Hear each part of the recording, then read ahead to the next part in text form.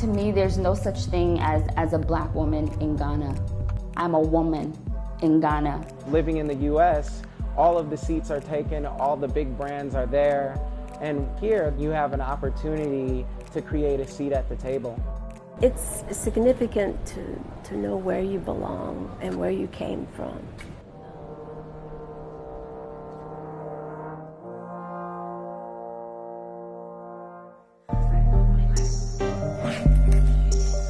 For Angela Matthews and Cindy Myers, this morning marks the start of a trip they never thought they would make. I think of our grandparents who wish they could have gone back, but we're doing it for them. Okay. The sisters are getting ready to travel to Ghana in West Africa for the first time.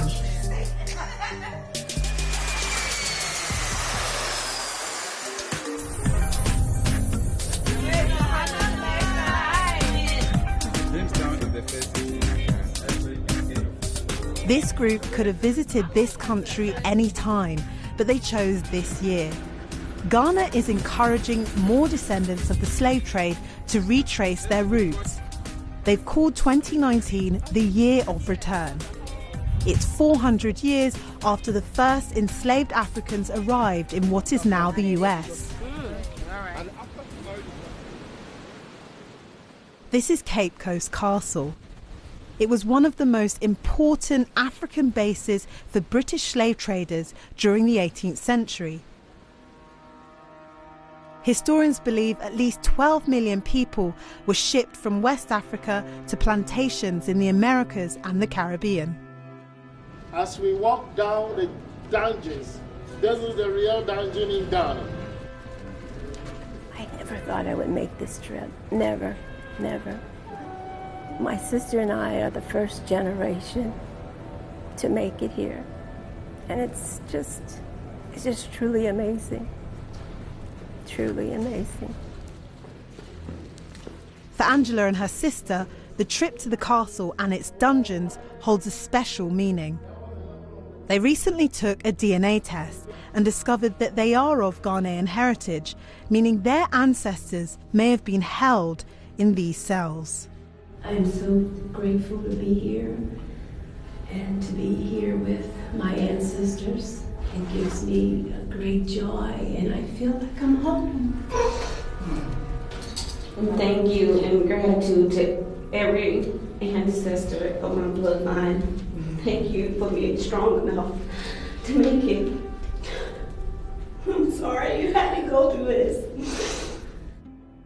This place is very saddening to see how they were treated. So inhumane.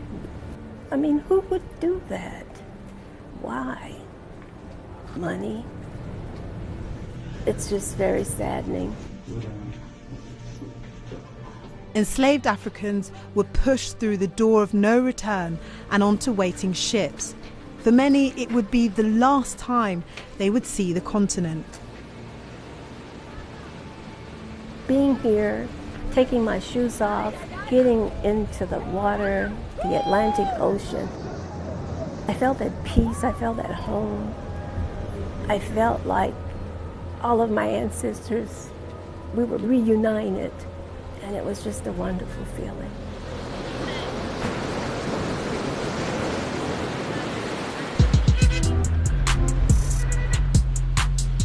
For some Black Americans, Ghana is more than a holiday destination. This is very busy, hustle and bustle. Right down the street is Oxford Street, the main street where people go out. Ghana's economy is attracting young people who are searching for more than their identity. My name is Voltaire Exodus, and I'm a consultant, and I'm a founder of the company We Up. I've been here 5 weeks, and when I hit the ground, I really tried to build my network as much as possible, going out to different spaces and events. You are new in Ghana, you're not really familiar with the African print, so I'm trying to combine things that you can wear and then wear in Ghana and wear it out there. But why would someone who has never even visited Ghana before choose to move there? For me, being in business, it's an opportunity to be a part of creating a city and a country that's emerging. So living in the US, all of the seats are taken, all the big brands are there, and where here, the cement is wet, and you have an opportunity to create a seat at the table. Everybody is born with a gift. The question is, how much do you water that seed of potential? But he admits it's not just about the money.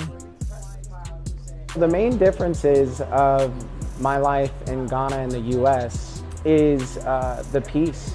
Ghana is a very peaceful place. This is where you get comments from your friends like, be safe, right? And they actually live in Chicago, Illinois. That's partly tied to the imagery that they're fed every day.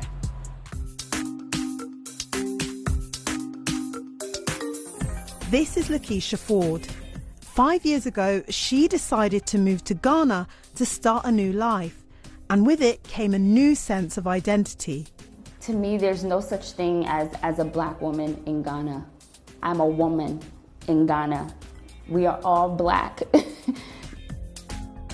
I don't see color here because I'm a part of the majority.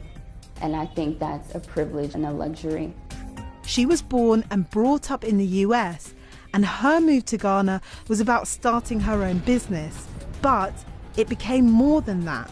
The African continent, specifically Ghana, has restoration for people of color in the diaspora.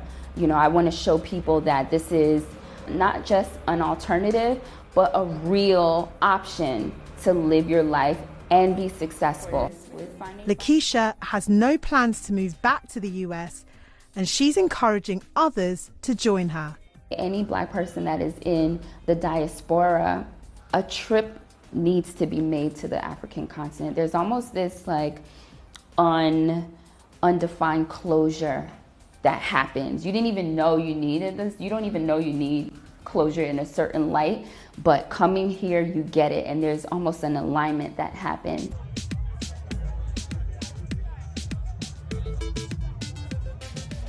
Back at the tour group, Angela, Cindy and the other travellers have also been able to discover a different side to Ghana.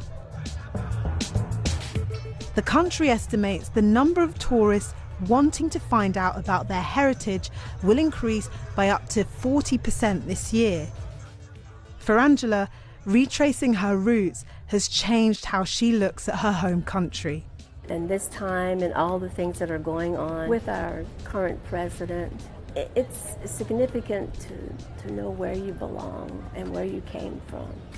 So for me, coming back here, reuniting with my ancestors, makes me feel at home. I have a culture, I have a people, I belong. That's the significance it is for me.